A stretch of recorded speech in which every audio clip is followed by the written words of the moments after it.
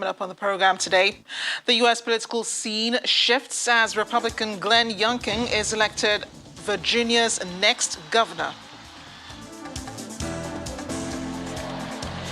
Expectations are high for results on climate financing at the COP26 meetings holding in Glasgow.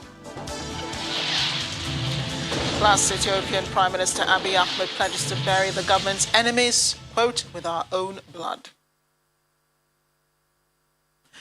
Well, welcome to the program. I'm Amarachi Ubani, and thanks for joining us from wherever you are in the world. To begin in the United States, where Republican Glenn Youngkin has been elected a state's governor of Virginia.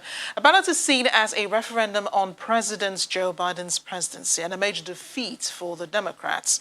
Mr. Biden won by 10 points in Virginia in the presidential election just a year ago. Youngkin was 2.1 points ahead of the Democrats' Terry McAuliffe with 99% of votes counted. My fellow Virginians, this is our moment. It's our moment for parents, for grandparents, for aunts, for uncles, for neighbors, to change the future of Virginia's children's lives, to change their Virginia journey. It's our time to turn that vision into a reality. It's a vision where Virginians' power, the power that has historically resided in the marbled halls in Richmond, is spread out to the kitchen tables that are held together with the bond of spirit of liberty and freedom.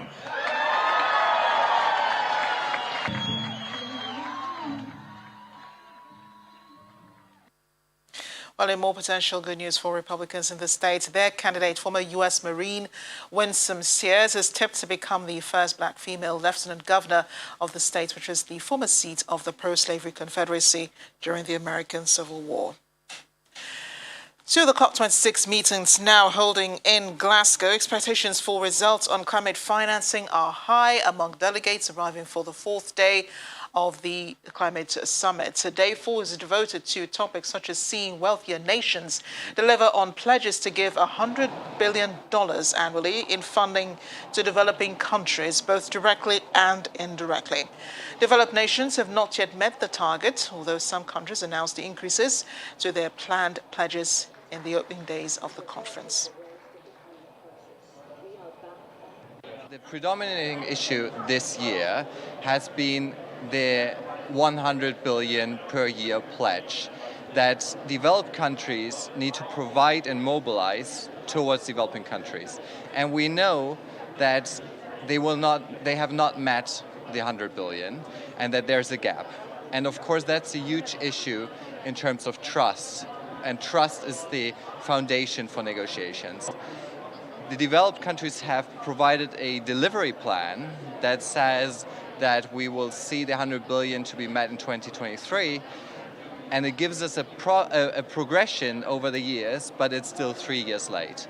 A bigger element that we need to look at COP26 is one of the 3 long-term goals of the Paris Agreement is on shifting the financial flows, so the general financial flows. And that is an important element because the contributions that developed countries provide to the support they provide to developing countries can only be a part, but we need to have trillions investment to finance the transformation. The United States has announced its support for new capital market mechanism that will issue investment-grade bonds and raise significant new finance for scaling clean energy and sustainable infrastructure in emerging economies. Well, Treasury Secretary Janet Yellen, underscoring the urgency of acting to stop global warming, told the COP26 conference that the United States would join Britain in backing the Climate Investment Fund's new capital market mechanism. At the start of this, Glasgow and COP26 is a pivotal moment at the start of this decisive decade of climate action. The climate crisis is already here. This is not a challenge for future generations, but one we must confront today. Rising to this challenge will require the wholesale transformation of our carbon-intensive economies. I agree we must all do more, and the United States is stepping up. President Biden has already announced that we're quadrupling our international climate finance for developing countries by 2024 to more than $11 billion. This morning, as part of our continued efforts, I'm pleased to join the UK in announcing that the United States also intends to fully support the Climate Investment Fund's capital markets mechanism. It will help attract significant. In the meantime, U.S. climate envoy John Kerry says current commitments on cutting carbon emissions means the world has a 60% chance of capping a rise in the average temperature at 1.5 degrees Celsius. He was saying this at a breakfast event with world mayors at the talks in Glasgow. He also said most recent commitments made at COP26, around 65% of global GDP, was now covered by implementable climate change plans. In the last 9 months, 65% of global GDP, Canada, Japan, South Korea, US, UK, EU, now hopefully with people making 50% promises, other countries joining, South Africa's one, are all actually implementing plans, real plans, that keep 1.5 degrees alive. They give us a 60% chance to keep 1.5 degrees alive. That's where we are with 65% of global GDP. That's unheard of. It was unheard of that the G20, when we were in Rome the other day, agreed, all of them, there'll be no more finance externally of coal around the world. It's unheard of that we actually got every country to agree that now 1.5 is the challenge, not just well below 2 degrees. So that's enormous progress, folks, but obviously if we have 65% in, we have 35% still out. And we can't do it without that. British Prime Minister Boris Johnson was back in Parliament today, saying a positive result from the UN climate talks in Glasgow still hangs in the balance after returning from day 2 of the talks. Well, on Tuesday, countries pledged to stop deforestation by the end of the decade and cut emissions of the potent greenhouse gas methane to help slow climate change. Mr. Johnson urged that there is still a long way to go. I've asked the world, the UK has asked the world for action on coal, cars, cash, and trees. And we have begun to make progress, substantial, palpable progress on 3 out of the 4. But the negotiations in Glasgow have a long way to go, Mr. Speaker, and far more must be done. Whether we can summon the collective wisdom and will to save ourselves from an avoidable disaster still hangs in the balance, and we will press on with the hard work until the last hour. Mr. Speaker, is the thing that offers the greatest hope for humanity, because we're not just putting in government money to help countries around the world clean up and putting in development aid money, though we're massively supporting that. We're now leveraging in the trillions, the tens, perhaps hundreds of trillions of private sector investment. And that is the way to make the difference. And that is, if we can get that right at this COP, it will be a truly remarkable thing. But as I say, there is still a long way to go. Joining us now is our environment correspondent, Ayola Kassim. She has been monitoring the meetings at Glasgow, Scotland. Ayola, great to see you. There is so much expectation today. A lot has been said in the past 2 days anyway. But about today, climate financing is on the front burner. Fill us in on the conversations taking place. Nice to see actually the dollars, pounds, in trillions and billions and millions have been thrown around today. Many people are talking about it. As we speak now, there's a high-level ministerial meeting going on how to finance developing economies. But then, as usual, the numbers are always flying. The pounds, the dollars are always being talked about in trillions and billions. But then, where does it end up? Who gets this money? That's been the talk. How confident can we be about this finance, about this money getting to the right hands? So that's the level of conversation that they're having at the moment. Even the head of the African Development Bank, Akinwumi Adesina, has been saying that they need to fulfill their promises. It's not just talking about this money, it's about you actually delivering on this promise. That's the level that we are here. Yeah, and as for the expectations, they are really high, aren't they? You just mentioned, you're hearing a lot of, money is being thrown around, but problem is who's getting what. So this summit is seen as a last call, though, for major policymakers to mitigate climate change. Yesterday, President Buhari announced Nigeria will be attaining net zero by 2060, and that Nigeria would not be making the same mistake like other countries, as you said in your report. So what are the projections coming from Nigeria today, and, as the talks progress in Glasgow? Well, Nigeria is aligning with the African group. They are joining forces together, presenting. They actually made 5 demands.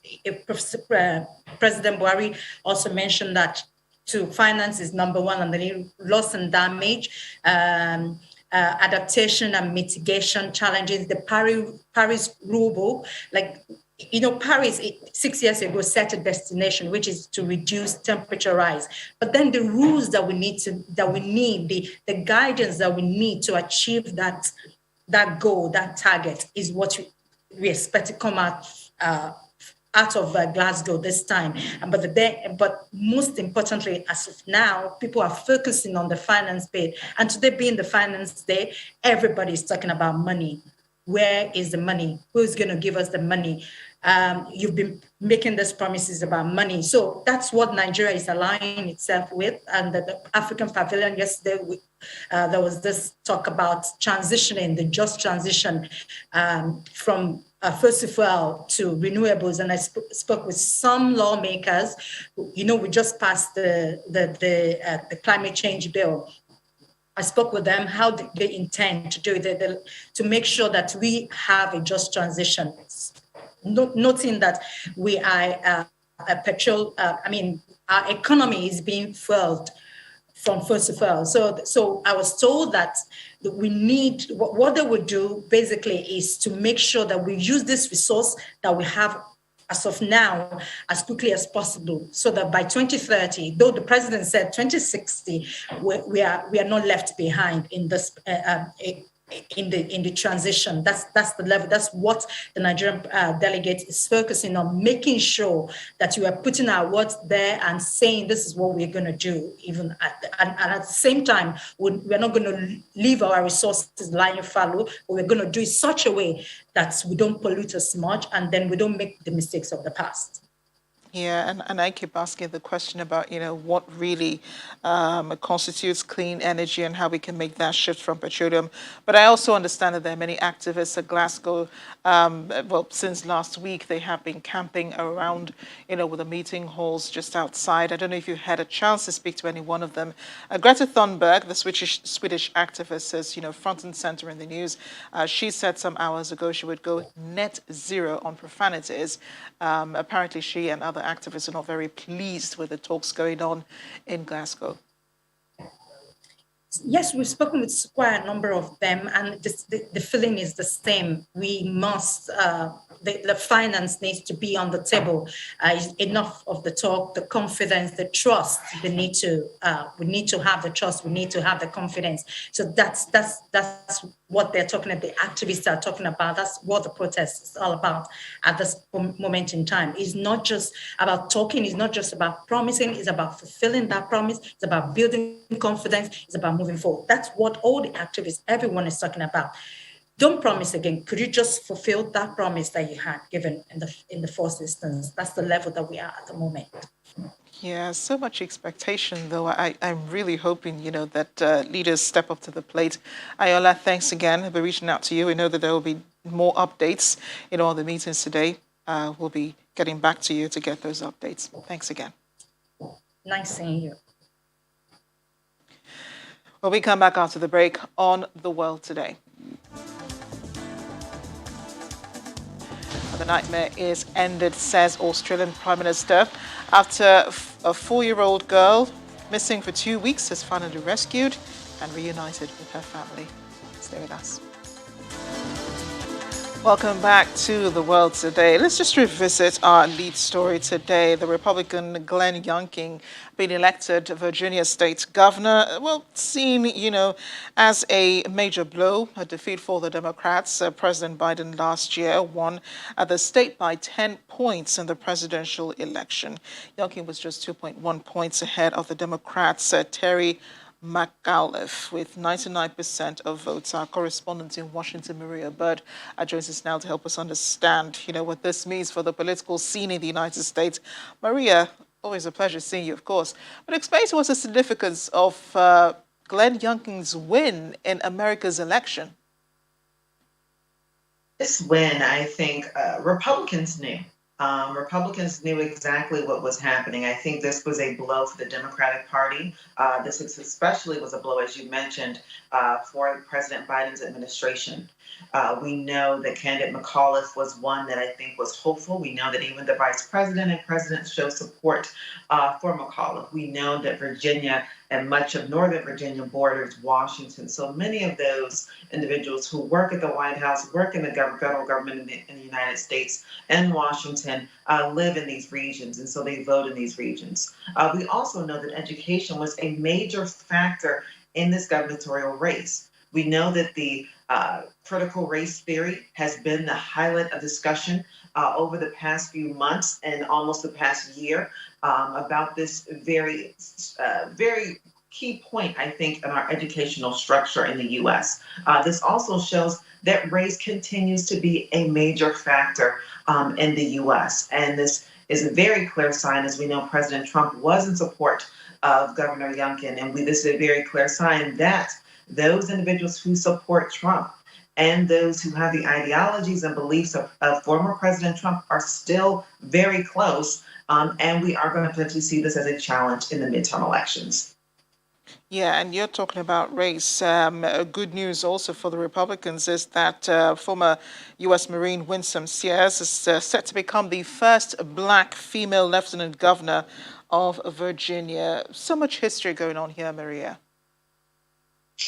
This is almost as if you remember the George Bush days and when the second George Bush ran for office and he had Condoleezza Rice as the Secretary of State. I mean, you saw so many African Americans that were of the Republican Party, and it kind of was almost a resurgence of blacks and those of color within the Republican Party, whether it was Hispanics or, just people of color in the U.S. And so this is definitely reminding us of kind of what we saw almost 20 years ago in the United States. And so it's a very clear sign, I think, that they're looking to obviously bring diversity into the conversation, especially when you are looking at issues such as critical race theory in the educational system, which is a huge factor. Having parents have a voice in education was a large part of the platform for Youngkin as he ran for office. So we'll see how this continues to play out, and we'll see what this really does to impact, obviously, diversity and inclusion and equity in America. And very quickly, Kamala Harris is making headlines in the U.S. Something about what she said about the elections about 2 years ago, coming back to Hunter, especially as we look ahead to the midterm elections. Yes, that obviously has made the headlines is her comments relative to how this election will tell us what's going to happen in the midterms and obviously in 2024. And so many Republicans are definitely focusing in on those words that she said and stating that, does this mean that Republicans could see a greater win and potentially even taking over Congress come the midterm elections? And what does this mean for the White House come 2024? So I think the Democrats have a lot of work to do. We know the Democrats continue to be divided in some areas, and so that obviously could have had an impact on some of what happened in these very key races over the past 24 hours. Thanks again, Maria. And if there's anything I've learned about the U.S. elections, what he said before usually does not translate to votes at the elections. Thanks again. Yeah. Gracias. Back here in Africa, a day after announcing a national 6-month state of emergency over Ethiopia, Prime Minister Abiy Ahmed has pledged to bury his government's enemies with blood as he marks the start of the war in Tigray region. Just 1 year ago, Abiy was awarded the Nobel Peace Prize in 2019. He was speaking today after declaring that state of emergency in the capital, Addis Ababa. A moment of silence was observed at the candlelit ceremony to commemorate those killed on November 3rd, 2020, with royal forces loyal to Tigray People's Liberation Front, including some soldiers, seized military bases in Tigray. In response, Abiy sent more troops to the northern region. Relations with the TPLF have soured over the months and over the years. They accuse the Prime Minister of centralizing power at the expense of Ethiopia's regional states, an accusation Abiy Ahmed denies. Meanwhile, the new report states that all sides in Ethiopia's Tigray conflict have violated international human rights, some of which may amount to crimes against humanity. A joint investigation by the Ethiopian Human Rights Commission and the UN Human Rights Office says it could also be evidence of war crimes.